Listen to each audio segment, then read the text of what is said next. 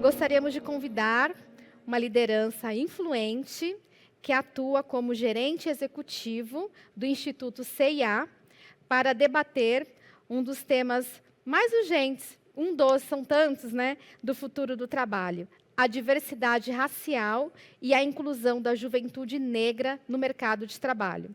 Apresentando, então, o último ODS Talks, Geração Pantera Negra, chamo aqui, com muito prazer, muita honra ao palco, Gustavo Venâncio Narciso. Muito bem-vindo.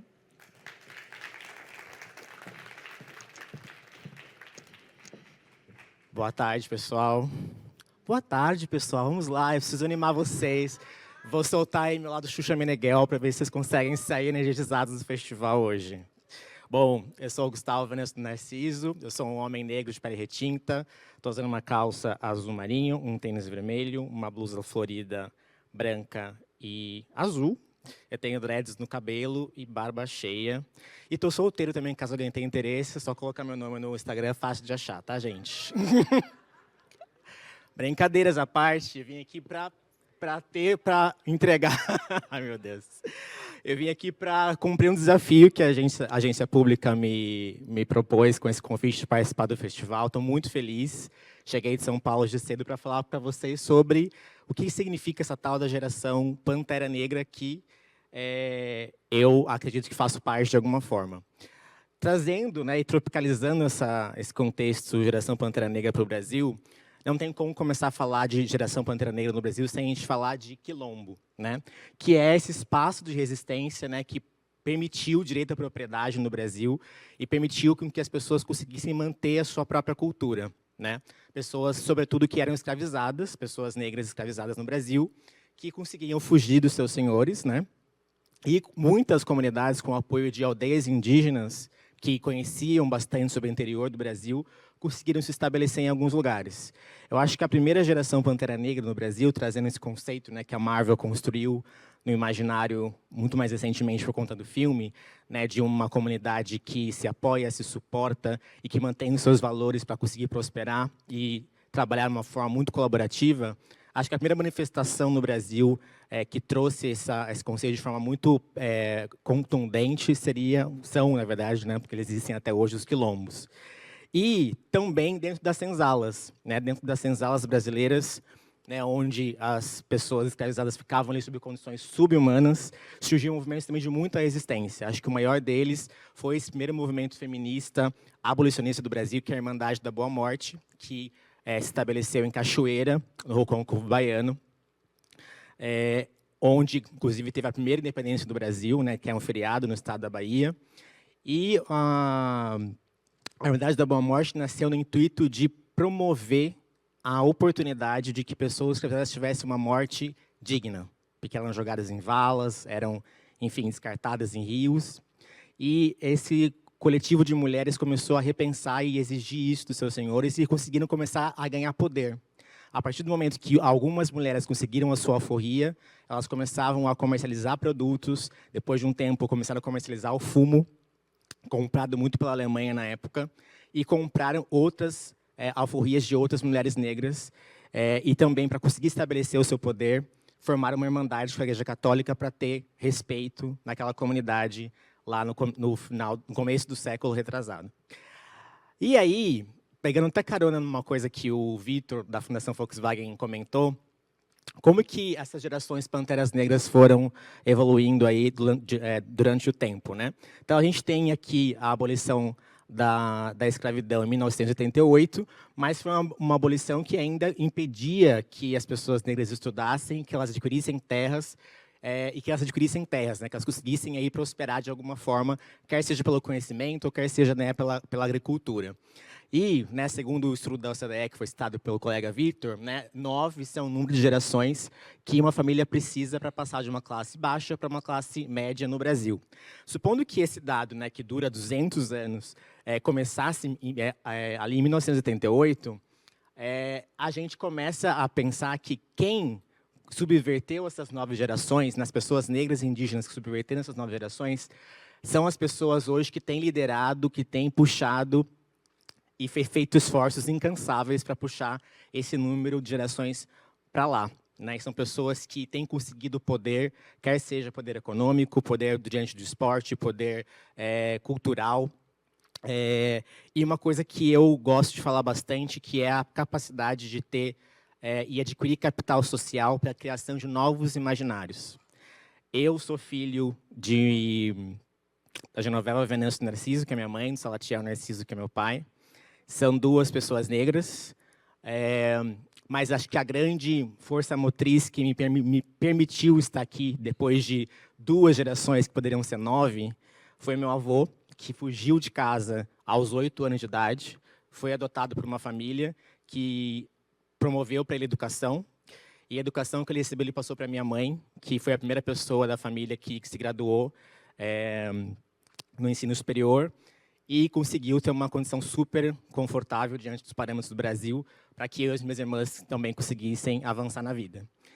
E tudo isso aconteceu justamente por conta de sorte, e também aconteceu porque tanto meu pai quanto minha mãe foram pessoas que, ao longo da sua trajetória, adquiriram muita capacidade de conhecer pessoas que pudessem criar novos imaginários para eles.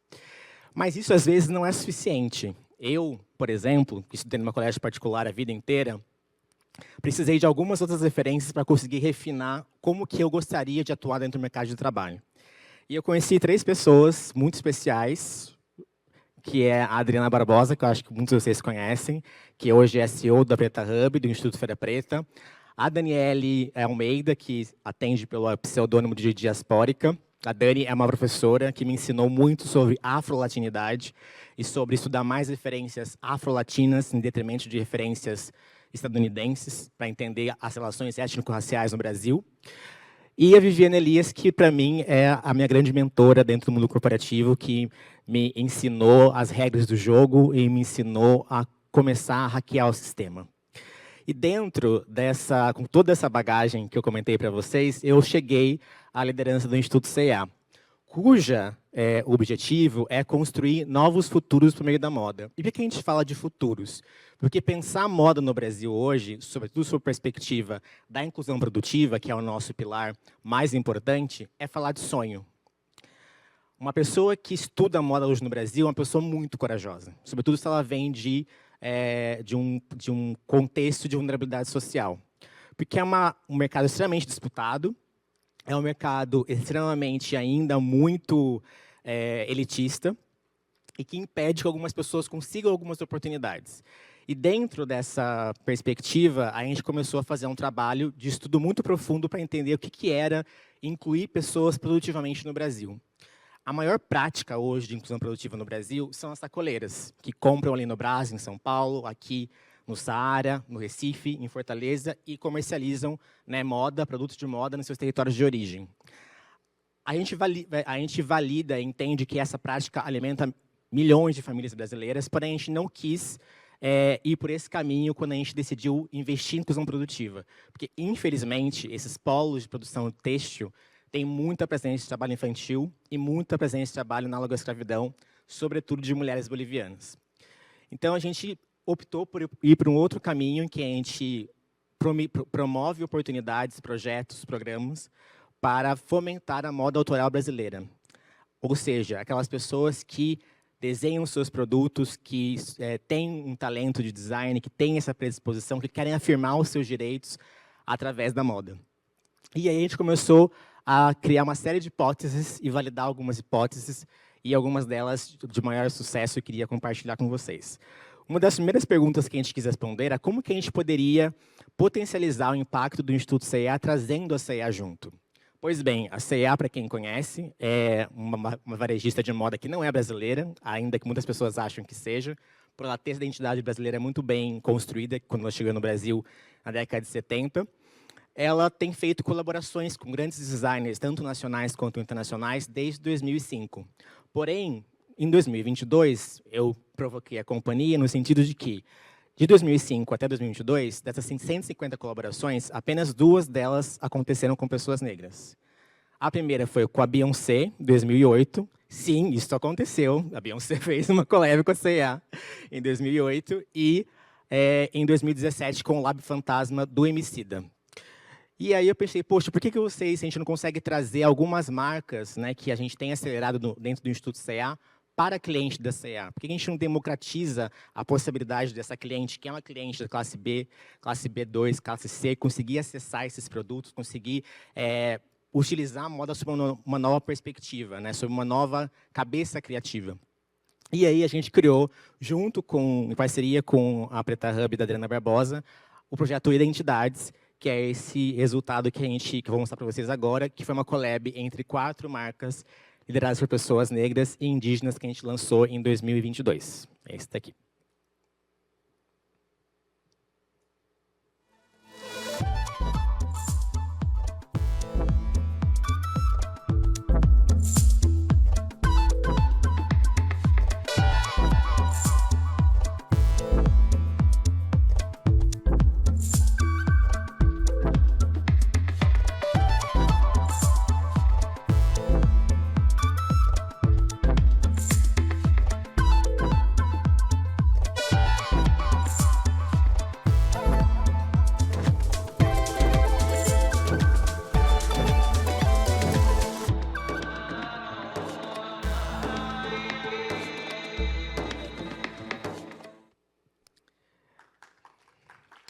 Obrigado. Esse projeto foi o maior projeto da minha vida inteira.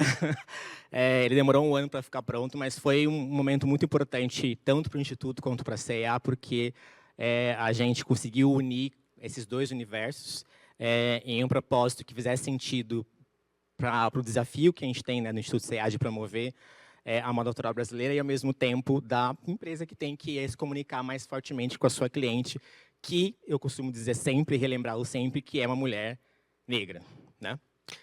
Bom, e aí depois a gente começou a pensar em outras perguntas que a gente poderia, outras possibilidades, outros caminhos que a gente poderia também investir.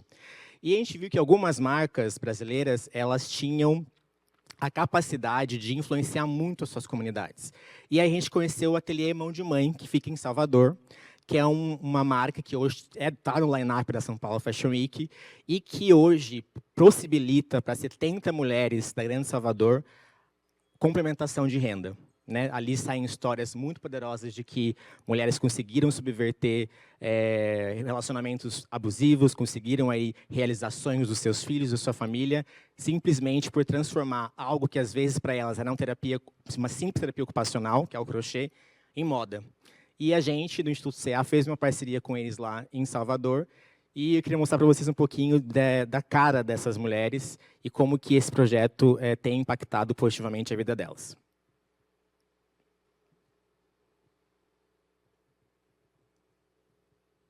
Tem som. Então, essa casa ela vai ser um tempo de valorização da arte como todo, principalmente do crochê. Então, sinta-se à vontade de tirar dúvidas. Vai ser maravilhoso a gente poder se reunir, conversar com o nosso colega aqui. Aqui vai ser o lugar da gente aprender. Que aqui, o Vinícius falou, vai ser o lugar que nós vamos nos reunir. E hoje estamos aqui, ao invés de um trio, nós temos o quê? Mais de 50 pessoas, 50 mulheres que se dedicam a dedilhar e a transformar fios em peças maravilhosas. Vocês fizeram uma collab com a CEA. E aí, dentro do nosso trabalho do Instituto, a gente apoia justamente as marcas que fazem roupa autoral, que criam as peças e que prioritariamente tem um trabalho também social, né? E aí, quando a gente conseguiu conhecer a fundo o trabalho do Patrick e do Vinícius e conhecendo vocês, a gente entendeu que fazia muito sentido a gente apoiar a construção desse espaço, né? Que vai ser um espaço para além de um espaço de trabalho. E aí ela me mandou uma mensagem assim, ó, eu moro em frente à igreja do Bonfim e todo dia eu peço a Deus por você, agradeço a Deus por você, por tudo que você faz. Então isso me fez pensar que não é só a minha fé em quem eu confio, além de Deus e os meus ancestrais, e sim a fé de vocês também que movimentam para esse projeto acontecer. Então, todos se sintam abraçados e muito axé para todo mundo.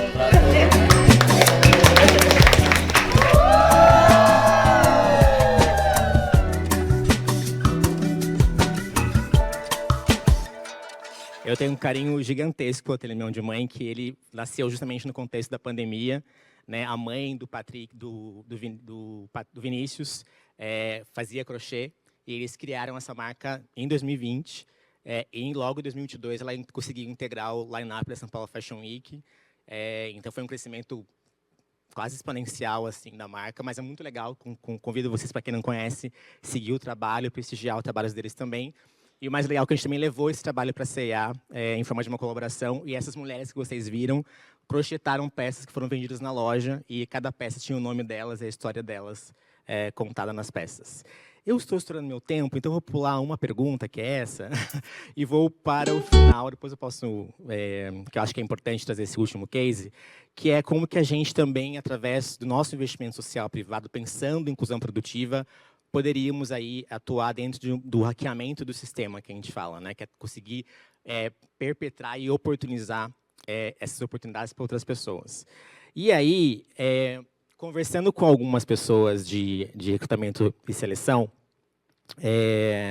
a gente viu que as áreas criativas das empresas, elas ainda eram subrepresentadas por pessoas negras e indígenas. Isso não é uma questão única da C&A, mas também dos nossos concorrentes, também do mercado como um todo. E aí a gente perguntou, poxa, o que vocês precisam para que isso aconteça? Poxa, a gente acha que as outras universidades não conseguem, né, criar uma base de conhecimento que essas pessoas que estudam nas universidades consigam, né, atender os requisitos que a gente precisa. Ainda que eu discorde um pouco disso, a gente foi bater na porta da Santa Marcelina, que é a faculdade de moda mais reconhecida no Brasil, que fica em São Paulo, e a gente falou para eles, vocês topam fazer um curso adicional, né, de reforço intensivo para pessoas negras e indígenas, para que a gente consiga trazer esse carimbo Santa Marcelina para esses profissionais? Eles falaram que sim. A gente está na terceira turma. A gente tem, desde lá para cá, de 2021 para cá, a gente formou 45 pessoas. No Instituto C&A, a gente costuma dizer que a gente é uma boutique de investimento social. A gente não quer impactar 2 milhões, 5 milhões de pessoas, porque a gente acha que isso não traz a transformação social e a mobilidade social, que foi um tema muito usado aqui hoje, que a gente acredita. Então, a gente trabalha com grupos muito pequenos de pessoas, porque a gente quer, de fato, criar impacto profundo nessas pessoas. E de lá para cá, a gente formou 45 pessoas, e essas pessoas, de fato, conseguiram mais possibilidades de trabalho, conseguiram. Algumas entraram na C&A, algumas entraram na concorrência, algumas viraram stylist da TV Globo. Então, a gente conseguiu validar essa hipótese que trazer uma universidade, né, que renomada para essas pessoas, em um curso intensivo simples, pode transformar a vida dessas pessoas e pavimentar caminhos que elas nunca puderam concretizar através dos seus sonhos de trabalhar com moda. E, para finalizar a minha fala hoje, eu gostaria de trazer uma última fala de uma pessoa que eu gosto muito, que é a Nayara Negreiros. A Nayara fala que a moda é um escudo contra o racismo. E eu costumo estender isso para o fato de que a moda também é um escudo contra o machismo, contra a LGBTfobia, contra todo tipo de opressão que as pessoas têm por simplesmente ser quem elas são. E isso eu digo até o próprio homem branco heterossexual. Todo mundo se veste de alguma forma para se proteger de alguma situação que ele possa passar durante o dia. Que pode ser uma situação agradável, como um casamento, um date ou uma entrevista de emprego, ou uma situação desagradável que, sobretudo, as mulheres sofrem bastante de prevenir assédio sexual nas ruas da cidade, por estar muito calor, ter que usar uma calça jeans. Ou mesmo pessoas negras como eu, que foram ensinadas sempre a se vestir bem para evitar sofrer preconceito e racismo nas ruas da cidade. Eu acho que a moda ele tem esse campo e essa possibilidade e essa magia de trazer sonho para as pessoas. E a gente faz isso através da inclusão produtiva. Convido vocês a seguir o trabalho do Instituto C&A, que a gente tem feito nos últimos anos, na nossa nova fase. E espero que tenha inspirado vocês com os nossos cases e estou super aberto para conversar. Muito obrigado.